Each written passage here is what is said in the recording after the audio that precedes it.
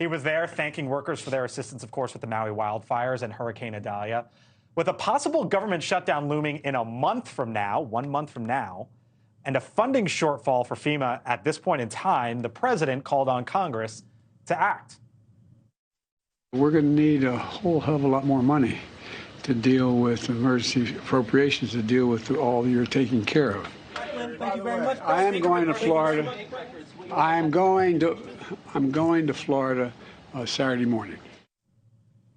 Brad, remind me again, your role, Katrina, was... Well, so not during Katrina, I was in college, but I was spokesperson for Mitch Landrieu in the city of New Orleans for a year in 2015. And then but I was also chief of staff to a member of Congress from Florida. This is your specialty, though, sort of like disaster. And, disaster politics is always a gamble, right? It could go terribly wrong, or it can go very well and elevate you. It's essentially how Rick Scott got elected to the Senate. He went around the state and handled the hurricane reaction super well when he was running for the Senate statewide. He got a lot of support there. So Joe Biden is smart to learn from what happened with the Maui wildfires. And what happened was he was asked about the wildfires, and he said, quote, no comment. It's so incongruent with what we think of Joe Biden, who's Mr. Empathy, right? To say no comment was so jarring for a lot of reasons that it disturbed a lot of us. But again, he learned, he moved on, he learned from his mistake, and he's, I think, reacting really well here, and he's working well with Governor DeSantis, who's working well with the White House.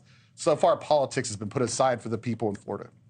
Politics is about to get into this, and it's not because of the president visiting or interrupting another beach vacation to go to another disaster. It's because his emergency funding request that he sent to Congress is tied to Ukraine funding. He has put another $13 billion in Ukraine funding in his emergency funding request for Hawaii, Vermont, and I'm assuming they're going to add Florida and more, $600 million to put up illegal migrants in hotels.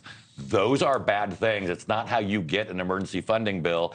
Congress is going to strip that Ukraine funding out. And let's talk about getting money to Americans who are suffering, Americans who are hurting, and not putting illegal immigrants in hotels or more billions to Ukraine. That supplemental is not a surprise.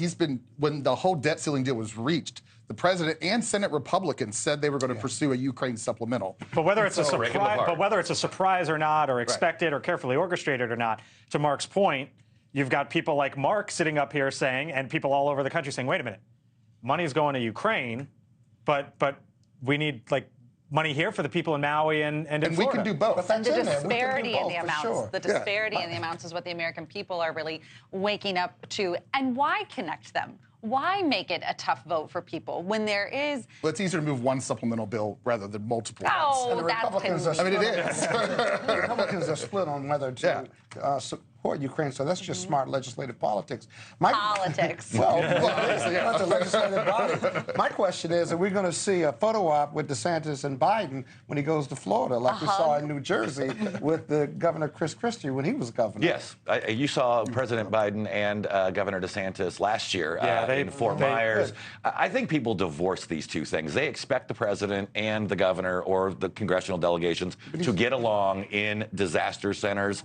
It was ill-timed for Governor Christie, but it really wasn't going to change his political outcome. In Florida, presidential politics is what makes the difference in this occasion. In Florida, we have a ton of practice in this arena, right? Yeah, I was going to say, as someone born and raised, it's sort of the drill, and you know how things go down there, unfortunately.